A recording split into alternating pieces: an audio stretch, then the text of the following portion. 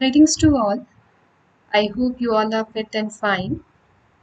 Today in the second part of the video for normal distribution, we are going to discuss about a few more properties like MGF, CGF for normal distribution. So without wasting any further minute, let us get started with our today's lecture. To start with, we will be discussing the first property, that is moment generating function for normal distribution. We shall try to establish a relationship where we can find the moments using moment generating function. The moment generating function is given as mxt, which is nothing but expected value of e raised to tx. For normal distribution, it will be minus infinity to infinity e raised to tx into fx dx. We shall write the constant part out of the integral, that is 1 upon sigma root 2 pi. Apart from this, in the integration we obtain e raised to tx into e raised to minus x minus mu whole square divided by 2 sigma square into dx. Further, let us suppose we take z equals to x minus mu upon sigma. As we discussed earlier, z is nothing but the standard normal variate. Using this transformation, dz will be equal to dx upon sigma using this particular relationship. Using this transformation, we get 1 upon root 2 pi minus infinity to infinity. Range will not be changing. Z की range भी हमारी minus infinity to infinity होती है. So range will remain as it is. This sigma along with dx forms dz. So that's why we are not having sigma here.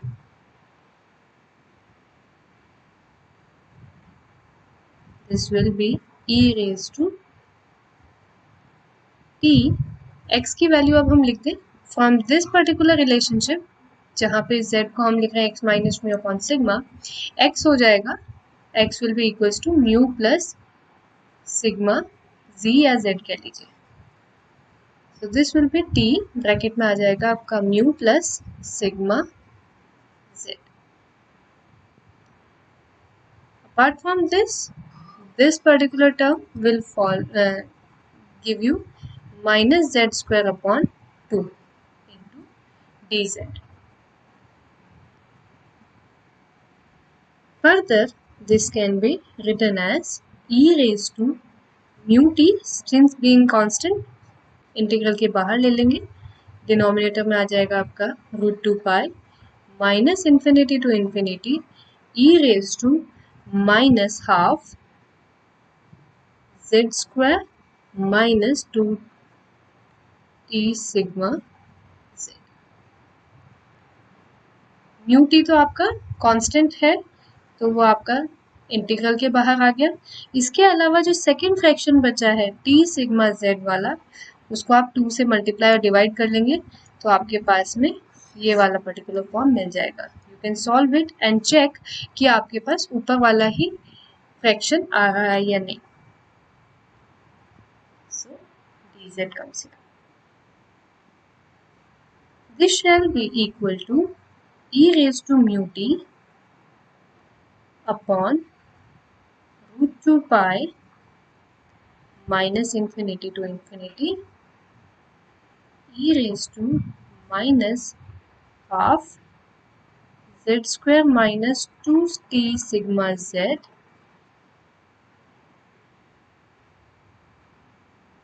इसको हम square की form में convert करने की कोशिश करेंगे. तो यहाँ पे हम सिग्मा टी का स्क्वायर ऐड और सब्ट्रैक्ट कर लेते हैं हमारी इक्वेशन से. If you do that you will be having z square minus 2t sigma z plus sigma square z square minus sigma square z square. अब अगर मैं फर्स्ट पार्ट को देखूं, this will B z minus sigma T या T sigma कह लीजिए का whole square. तो वही वैल्यू हम यहाँ पे अब लिख लेंगे. The first term will be equal to z minus sigma T whole square minus आपका sigma square z square as it is रह जाएगा into dz. Again, this sigma square z square is constant with respect to z, जिसके respect में आप integration कर रहे हैं. So you will be taking this out of the integral and you will get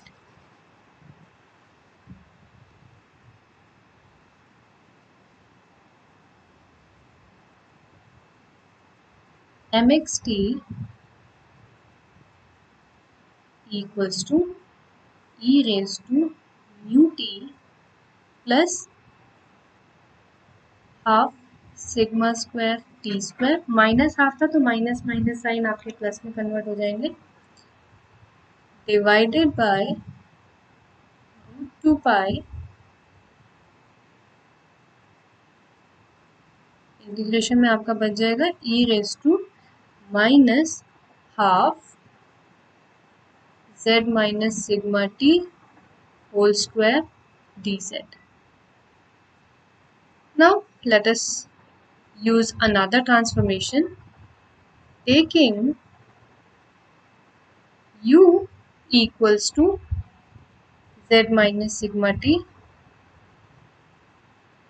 du will be equal to dz itself. अगर आप यहाँ पे डेरिवेटिव निकालने की कोशिश करेंगे तो ट्रांसफॉर्मेशन वैल्यू du आपको मिल जाएगा dz. तो नया वाले जो आपका फ्रैक्शन रह जाएगा that will be e raise to mu t plus half sigma square T square into 1 upon root 2 pi minus infinity to infinity e raised to minus u square upon t 2 du. Now this particular integral is nothing but the PDF integrated over whole range of a standard normal variable.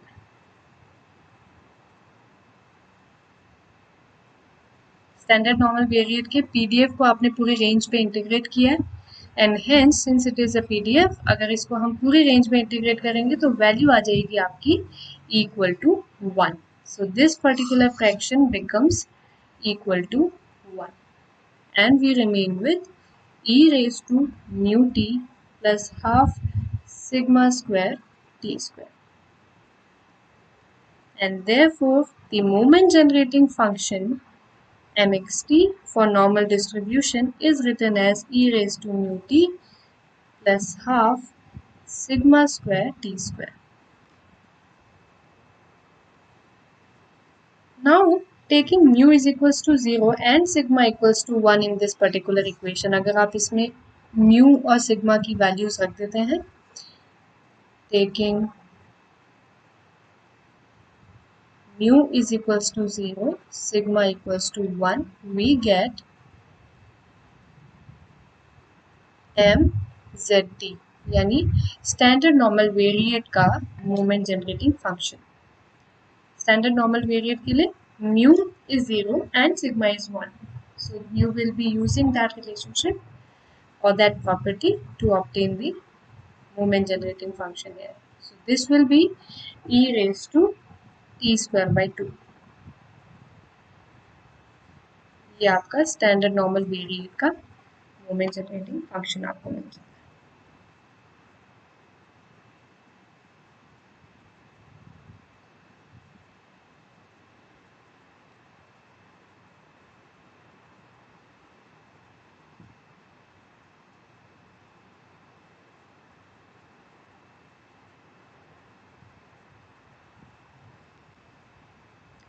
So this is about the moment generating function for normal distribution. Now let us move on to the next topic for today, that is cumulant generating function. As we already have discussed earlier, cumulants are other functions which will provide you the properties or parameters of the distribution. तो cumulants हम find करेंगे. Let us move on to find the cumulants for normal distribution. Cumulant generating function kxt is written as log of mxt. This is as per definition for cumulant generating function. So this will be log of, आप mxt की value लिख लें यहाँ e raised to mu t plus sigma square T square upon 2 या half sigma square T square लिख लें, one और the same thing.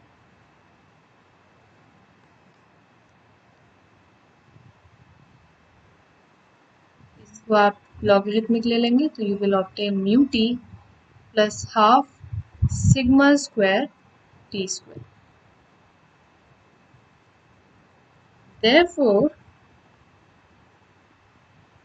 First cumulant आपका होता है जो मीन देता है mu1 prime is equals to kappa 1 which is equals to the coefficient of t in kxt.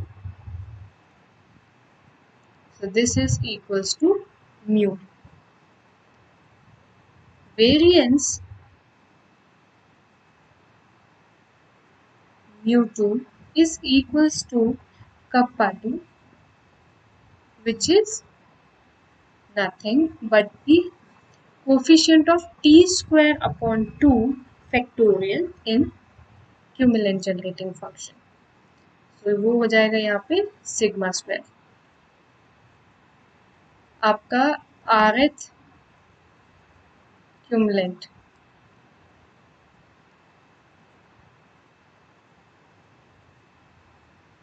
is the coefficient of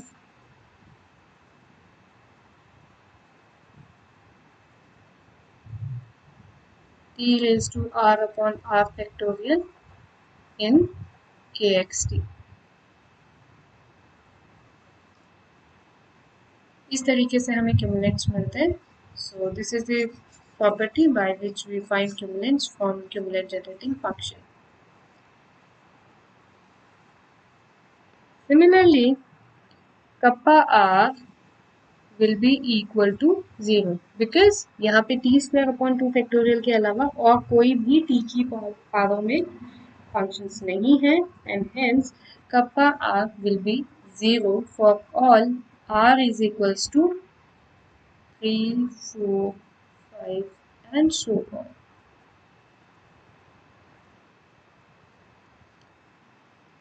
Therefore, you obtain kappa 3 is equals to 0, kappa 4 is equals to 0.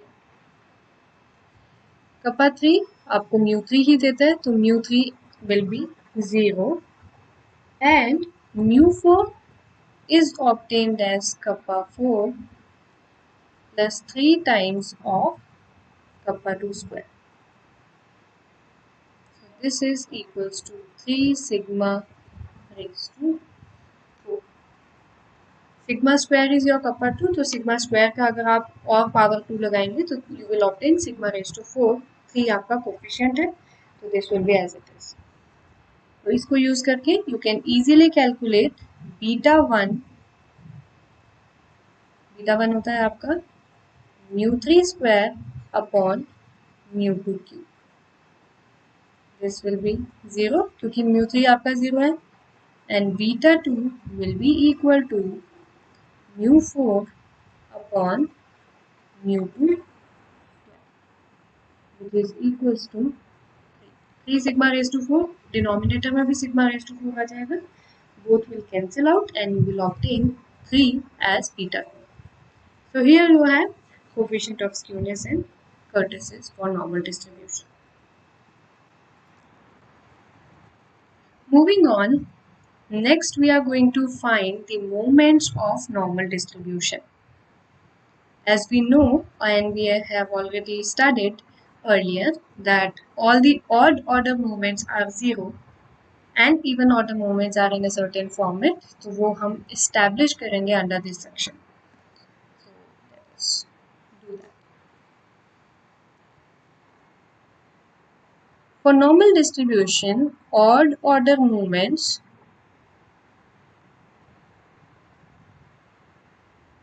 about origin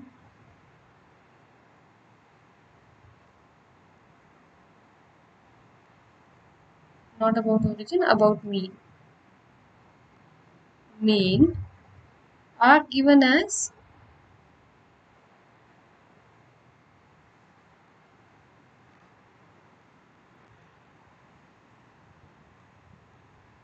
mu 2n plus 1 equals to minus infinity to infinity x minus mu raised to 2n plus 1 into fx dx. This will be equal to minus infinity to infinity. अब आप fx की value रख दीजिए यहाँ पे. So पहले तो x minus mu upon 2 raised to 2n plus 1 into its PDF, that is 1 upon sigma root 2 pi e raised to minus half x minus mu upon sigma whole square dx.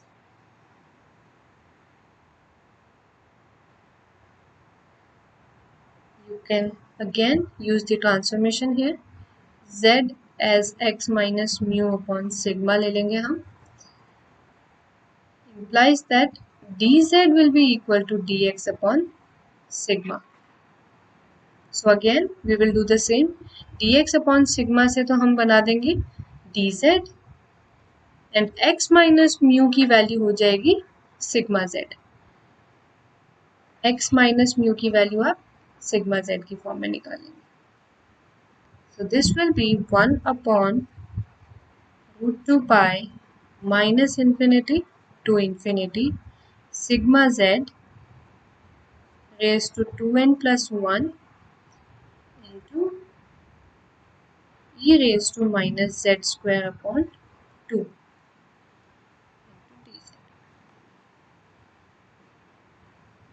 Now this can be written as sigma raised to 2n plus 1, constant है बाहर ले लें हम, divided by root 2 pi minus infinity to infinity z raised to 2n plus 1 e raised to minus z square upon 2 dz. Since we know that this particular value is an odd function of z, this is an odd function of z, तो अगर इसको हम minus infinity से infinity तक अगर हम इसको integrate करते हैं तो सभी वैल्यूज नेगेटिव और पॉजिटिव आपस में कैंसिल आउट होके जो रिजल्टेंट वैल्यू आएगी that will be 0. So the whole integral value जो आपके पास यहाँ पर है this value will be 0 and hence making mu 2n plus 1 equals to 0. यहाँ पे हम एक्सप्लेनेशन लिख देंगे. Since the integrand is an odd function of z. अगर इवन फंक्शन होता तो सभी वैल्यूज पॉजिटिव हो जाती. अगर यहाँ पे z रेज टू 2n होता तो सभी वैल्यूज पॉजिटिव होती और पॉजिटिव के केस में कोई कैंसिलेशन नहीं होता और आपका फंक्शन कुछ और वैल्यू लेता. बट यहाँ पर वैसा केस नहीं है, इसीलिए हमने ये वैल्यू को 0 लिया. नाउ सिंपली हम इसी स्टेप से आगे मूव करते हुए हमारी इवन ऑर्डर मूवमेंट्स भी निकाल सकते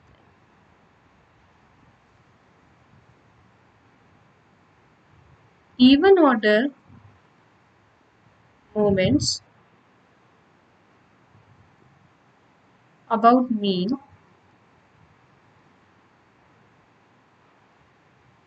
are given as mu 2n equals to minus infinity to infinity x minus mu raised to 2n fx dx। पहले की तरह ही हम मूव करते हुए चलेंगे, तो जो हमने लास्ट स्टेप लिया है वहां तक आप वैल्यू सेम रखेंगे, सिर्फ सिग्मा जेड की जो पावर आपके पास 2n+1 थी उसको आप अब 2n लिख लें। इस स्टेज पे आपके पास जो रिजल्ट आएगा this will be 1/√2 pi minus infinity to infinity sigma Z raise to 2n e raise to minus z²/2 dz। Sigma को सेपरेट कर लेंगे, sigma raise to 2n divided by √2 pi minus infinity to infinity z raise to 2n e raise to minus z²/2 dz।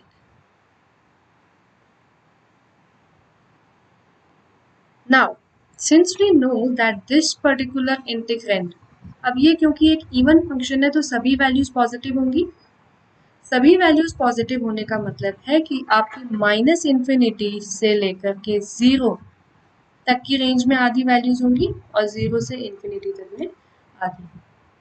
तो आप इसको किसी भी एक के ट्वाइस मान सकते हैं। सपोज मैं 0 से इन्फिनिटी का इंटीग्रेशन लेके उसको डबल कर दूं तो I will obtain the integration over this whole range.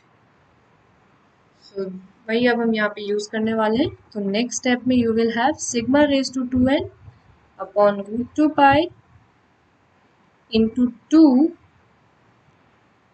0 to infinity z raised to 2n e raised to minus z²/2 dz। Now,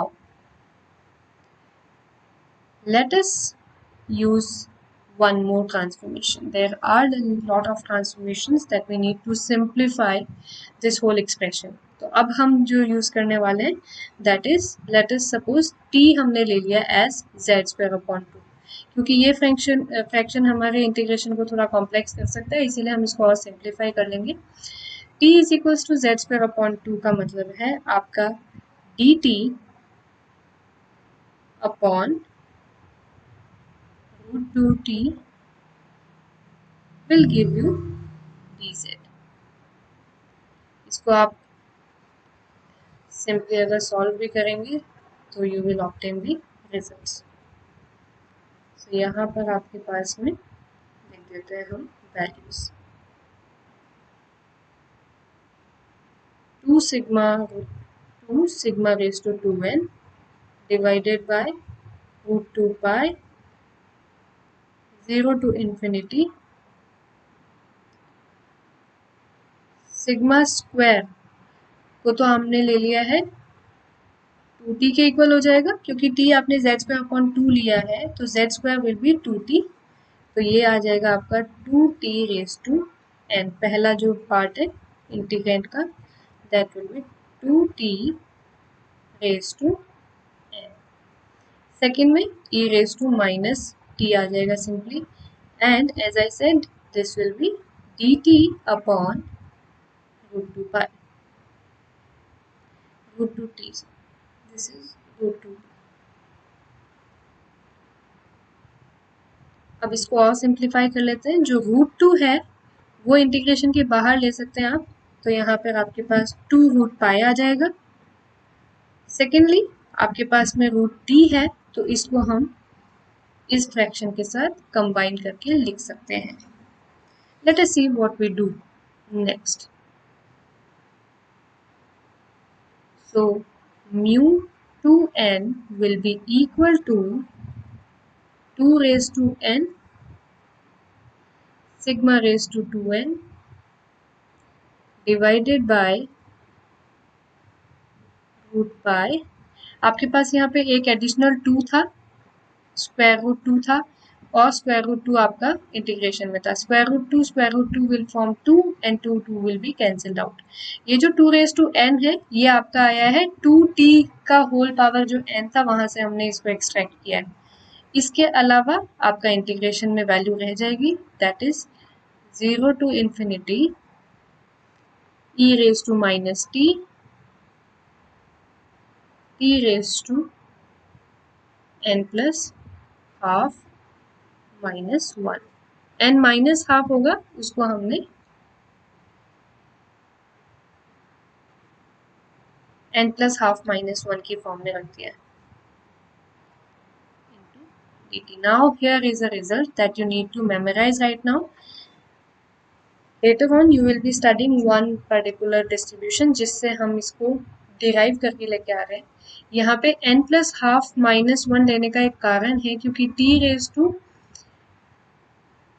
x minus 1 कह लीजिए या n माइनस 1 कह लीजिए, वो एक डिस्ट्रीब्यूशन का पार्ट है जो हमें इसमें चाहिए। n माइनस हाफ की फॉर्म में क्योंकि वो आपके पास फॉर्म नहीं बन रही थी इसीलिए हमने यहाँ पे हाफ को प्लस और माइनस किया so that you have this particular form. You will obtain it as 2 raised to n sigma raised to 2n upon root pi. This whole integral value is equal to gamma n plus half.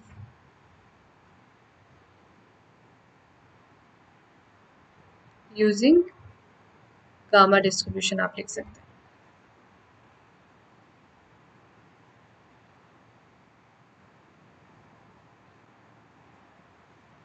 Gamma distribution का मैं आपको अभी एक idea दे देती हूँ। अगर आप कोई फंक्शन डिफाइन कर रहे हैं सपोज f(x) तो that will be equal to 1 upon gamma n e raise to minus x raise to n minus 1। तो जो x की पावर में यहाँ पे n माइनस 1 होगा वही यहाँ पे गामा की उसमें होगा and e raise to minus x will be another term. तो अगर इसको पूरी वैल्यू पूरी रेंज 0 टू इन्फिनिटी है जो कि उस पर अगर पूरी पे आप इसको इंटीग्रेट करते हैं तो वैल्यू आती है 1। This implies that 1 upon gamma n 0 to infinity e raised to minus x raised to n minus 1 dx will be equal to 1. तो 0 to infinity e raised to minus x raised to n minus 1 dx, इस integral की value क्या हो जाएगी आपकी gamma n। इस gamma n को यहाँ पे राइट साइड में मल्टीप्लाई करने से सो वही रिजल्ट हमने यहाँ पे यूज किया है और वैल्यू हमारी इंटीग्रल की इस तरह से हमें मिल जाती है। For you to write in exam or anything, you can simply write using gamma distribution. This implies that mu to n will be equal to 2 raised to n into sigma raised to 2n upon root pi gamma n plus.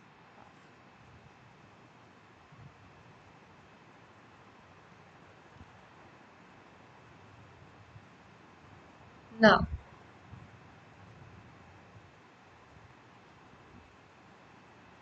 changing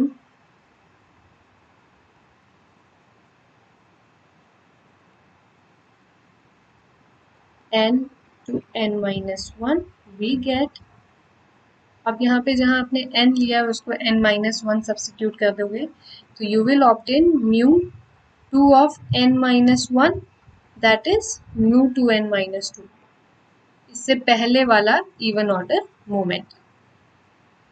this is equal to 2 raised to n minus 1, जहाँ भी आपके पास में पहले वाली equation में n आ रहा था वहाँ पे आप n minus 1 रख दीजिए and 2 sigma raised to 2n minus 2 divided by root pi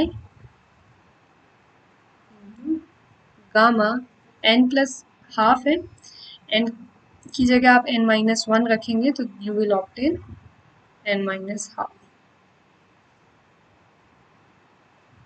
ये इसका नोटेशन है, आप n माइनस 1 इस तरीके से लिखे या फिर एक गामा का साइन अगर आप बहुत बड़ा आपके पास में आता है तो you can simply make a sign like this, वो आपका गामा का साइन होता है। यहीं पे आपको मैं बता दूं कि गामा को ओपन करने का क्या तरीका होता है। अगर आपके पास में गामा आर है तो that will be written as R minus one gamma R minus one. जैसे हम फैक्टोरियल में करते हैं, आर फैक्टोरियल होता है तो हम लिखते हैं R into R minus one factorial, लेकिन गामा का जब होता है तो this particular value will be equal to this value होगी। तो यहाँ पे r है तो उससे एक पहले वाली वैल्यू यानी r minus one will be out of the gamma and under gamma. तो ये इस तरह से इसको हम एक्सपेंड करते हैं। Now we have mu to n and mu to n minus 2. So we can write mu to n upon mu to n minus 2 equal to 2 sigma square gamma n plus half, denominator में आपका n minus half आ जाएगा। And as we know factorial में भी हम क्या करते हैं, बड़ी वाली वैल्यू को एक्सपेंड करते हैं। यहाँ पे आप न्यूमरेटर को एक्सपेंड कीजिए 2 sigma square. As I told you, अगर r फैक्टोरियल है तो उसको r minus one gamma, sorry r factorial नहीं, गामा r है, गामा r है तो that will be r minus one gamma r minus one.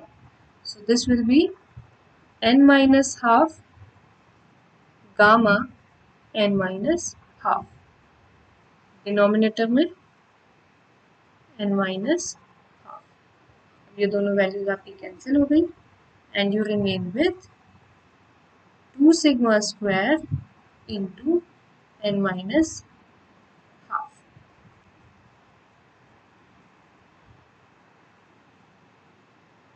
This implies that mu to n is equals to sigma square 2n minus 1 mu to n minus 2. अब ऐसा अगर आपके पास relation आता है तो उसको हम क्या कहते हैं, this is known as recurrence relation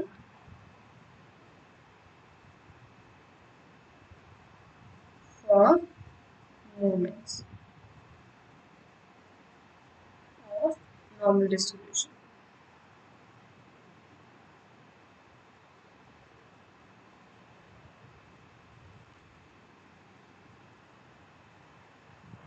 इसी तरीके से आप mu two N minus two को लिख सकते हैं mu two N minus four की फॉर्म में।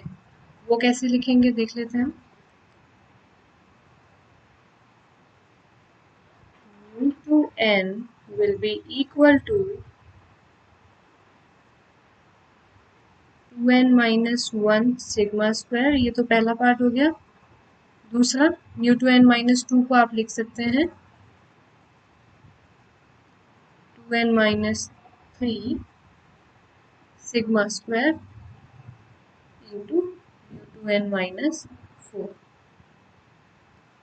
सिंपली अब आप n की जगह वापस से एक और n माइनस वन रख दीजिए। अगर इसको सॉल्व करोगे तो आपके पास में ये पर्टिकुलर फॉर्म आ जाएगी। This is equal to mu two N minus two. तो इन्हीं रिलेशंस को यूज करते हुए हम इसको और एक्सपेंड कर सकते हैं। This is 2n minus one sigma square 2n minus three sigma square. इसी तरीके से एक और एक्सपेंशन करने पे 2n माइनस फाइव आ जाएगा आपका sigma square mu 2n minus six. इसी तरीके से अगर आगे करते जाएंगे तो you will obtain it as 1 3 5 and so on up to 2n minus 1 sigma square है। अभी आप n टाइम्स इसको एक्सपेंड कर सकते हैं तो आ जाएगा आपका सिग्मा रेज टू 2n। जैसे जैसे वैल्यूज डिक्रीज हो रही हैं किसी स्टेज पे जाकर के आपकी 3 वैल्यू आएगी 1 वैल्यू आएगी, इस तरीके से। उसी को हमने यूज किया है to obtain this particular relationship. Therefore, even order moments are given as here in this particular equation. So, this is all about today's lecture. Thank you very much and have a good day.